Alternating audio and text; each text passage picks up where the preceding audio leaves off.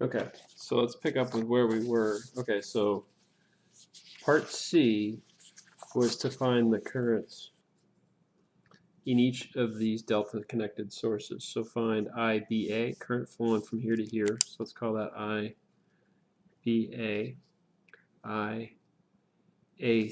from there to there. And this guy would be ICB from here to here. Okay, what have we solved for at this point? Well, what we have solved for, right, was we found these line currents, okay? We found these line currents. Now, what we said before, trying to find the relationship between line currents and phase currents, the relationship between those two things, right? What we had said here, a phase current and a line current, the relationship essentially is that a line current is square root of 3 times the phase current. Okay, so it's square root of 3 times bigger than the phase current, and then it's shifted by 30 degrees. All right, now this is a little bit tricky. Again, they keep asking us these problems with these negative sequence sets, so that screws everything up. This was with a positive sequence set that I did this for. All right, still have the line current root 3 times bigger than the phase current. In this case, the line current's 30 degrees behind. I get a negative 30 degrees. If I have a negative sequence set like I've got here, all right, the book on page 406 has that relationship, all right. I see that the line current, okay, is 30 degrees ahead. It's square root 3 bigger, same thing, but it's 30 degrees ahead. Here we see the line current 30 degrees behind, or sorry, yeah, 30 degrees behind the phase current. All right, because it's a negative sequence, I got to go with this relationship. All right, so that tells me,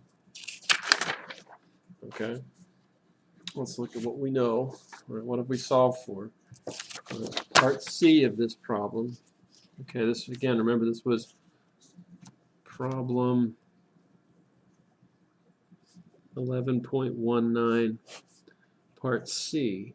All right, I know that IAA, the line current, is 182.89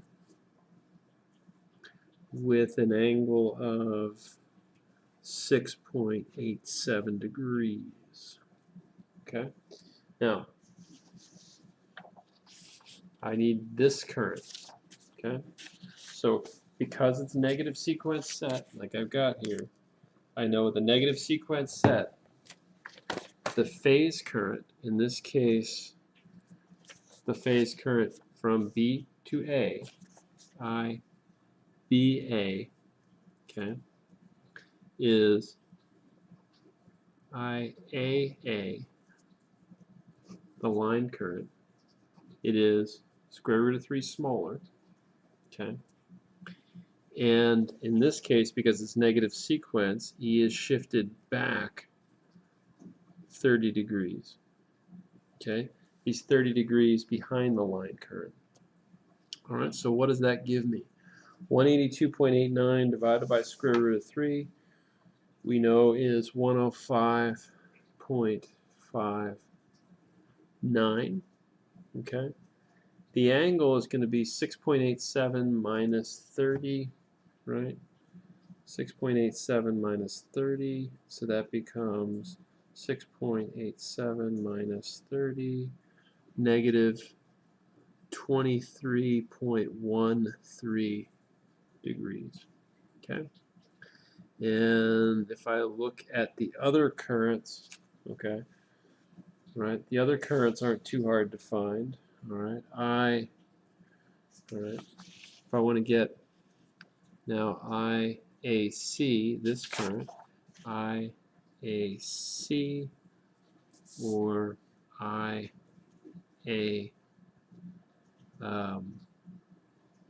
what's the other one? IAC, ICB, okay, ICB, again, they're going to have the same magnitude, 105.59. That part's easy, 105.59. Okay. Now, what's the angle relationship between them? Okay. This guy is, I'm going to take, maybe this is the easiest way to write it. So these are their magnitudes, right? Easiest way to probably remember this is, now that I know these, it's the current in the first phase, and I have to shift it back. I have to shift it back, in this case, by 120 degrees. Okay. I shift the current in this phase back by 120 degrees, and ICB is IBA, current in the first phase, shifted back by 240 degrees. Okay. Pretty straightforward, I think, at that point, right? So essentially, each of these have the same magnitude, right? I would just take the minus 23.13 and subtract 120. Here, I'd take it and subtract 240, right? And I would have my three currents. Okay? All right. That's that.